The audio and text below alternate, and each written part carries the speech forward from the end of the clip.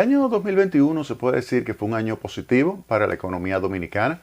El Producto Interno Bruto, que es la cantidad de bienes y servicios que se produce en un plazo determinado, pues se expandió de una forma significativa. Uno puede prever alrededor de 11.1, 11.2% sería el crecimiento del Producto Interno Bruto, lo que implica que se recupera más que lo que se perdió el año pasado por el COVID-19 y lo que uno pudiera pensar es que también recuperaría parte del año 2019, es decir, que se estaría creciendo por encima del año 2019. Y eso es algo verdaderamente positivo. Cuando uno ve la evolución del Producto Interno Bruto, las variaciones del PIB en los meses del año 2020, donde tuvimos, por ejemplo, en abril de ese año pasado, una caída de 29.8%, seguida de una caída de 13.6% en mayo, y así sucesivamente durante todos esos meses del año pasado, variaciones negativas, menores, pero variaciones negativas, hasta que ya finalmente a partir de febrero de este año, pues comenzó a mejorar la variación del Producto Interno Bruto, y tan pronto la población pues logró salir a la calle, cuando ya se procedió con la vacunación de por lo menos la primera dosis, que el gobierno decidió abrir la economía, y esto se vio acompañado con una política monetaria expansiva, una política monetaria adecuada que se comenzó a ejecutar a partir del año 2020, específicamente en marzo, y que este año pues se acentuó, se aceleró.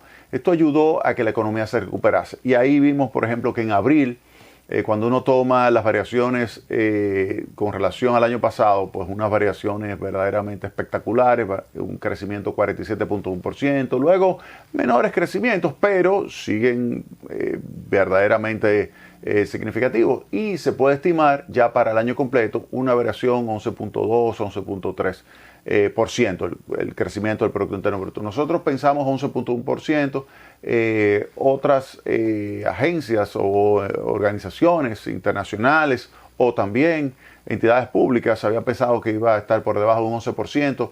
Ya con los datos al mes de noviembre se puede decir que efectivamente se estaría creciendo por encima del 11%. Ya el Banco Central lo señaló. Nosotros, nuestro estimado, pensamos que pudiera estar en 11.2, 11.3%, es decir, que pudiera mejorar un poquito más.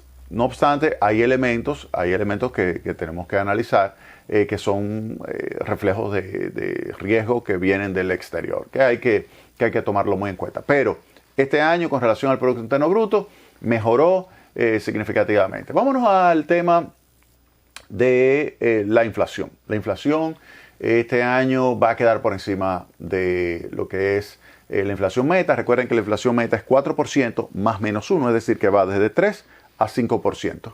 Este año la tasa de inflación va a quedar alrededor de 8.5%. Ese sería nuestro estimado de tasa de inflación. Al mes de noviembre es 8.2%, o sea, noviembre contra noviembre. Uno pudiera pensar 8.5%, 8.6% sería la tasa de inflación. Ustedes me dirán, bueno, pero ¿significa que no fue mal en materia de inflación? Bueno, hay que entender.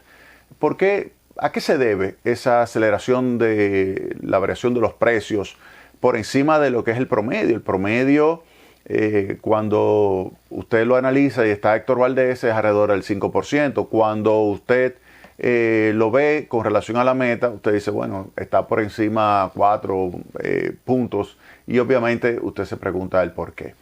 Cuando usted hace el análisis, se da cuenta de que una buena parte de la tasa de inflación que se está registrando en la República Dominicana se debe a inflación importada.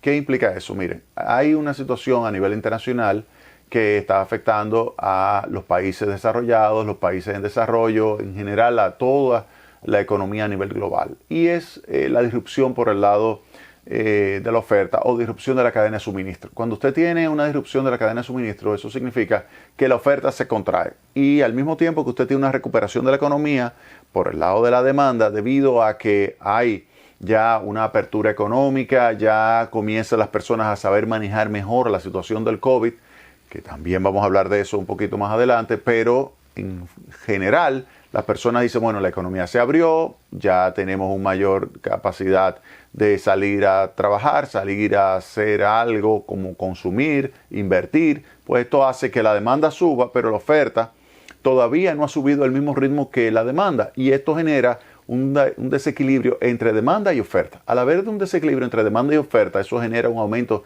de la tasa de inflación. Y ese aumento de la tasa de inflación, pues es algo que se produce en todos los países. Usted ve, por ejemplo, Estados Unidos, la tasa de inflación muy por encima de la meta, que es el 2%. Estados Unidos va a terminar con una tasa de inflación por encima del 6% este año. Asimismo, si usted se va al Reino Unido, una tasa de inflación por encima del 5%.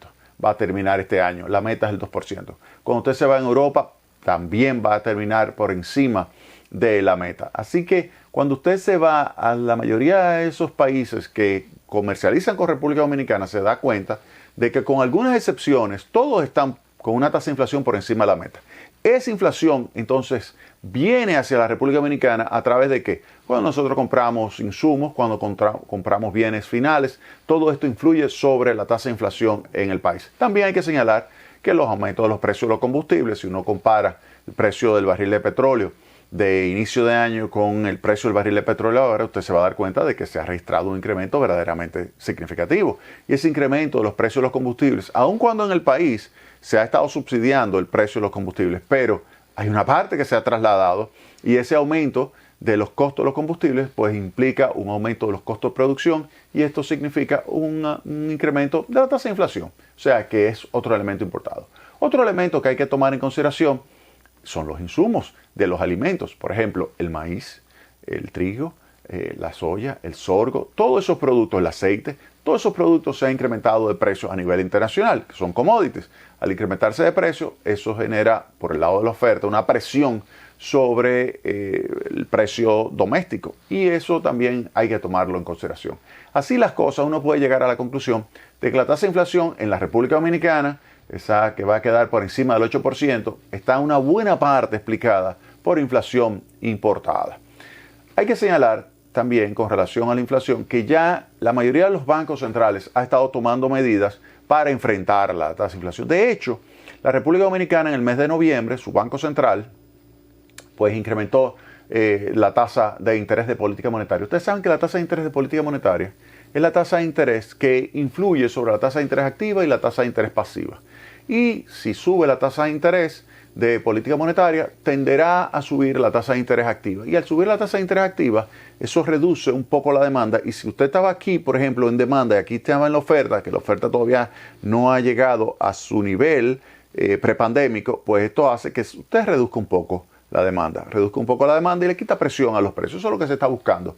Pero no solamente República Dominicana incrementó la tasa de interés de política monetaria. Si uno se va a cualquier país de América Latina, se va a encontrar que lo ha estado incrementado. Por ejemplo, Brasil, si usted toma diciembre del 2020 y lo compara con noviembre del año 2021, lo ha incrementado en varias ocasiones, y específicamente pasó de 2 puntos porcentuales a 7.75%. Oigan bien, y esto significa 575 puntos básicos. Paraguay pasó de 0.75 la tasa de interés de política monetaria a 4%. Eso significa 325 puntos básicos adicionales. Chile, 0.5 a 4. Oigan bien, 0.5 a 4. 350 puntos básicos se incrementó. Y Chile, eso va a ser un dolor de cabeza. O sea, a partir de marzo, cuando llega el nuevo presidente, Gabriel Boric, que ganó, eso va a ser un verdadero dolor de cabeza para la región. Pero bueno, y específicamente para su pueblo.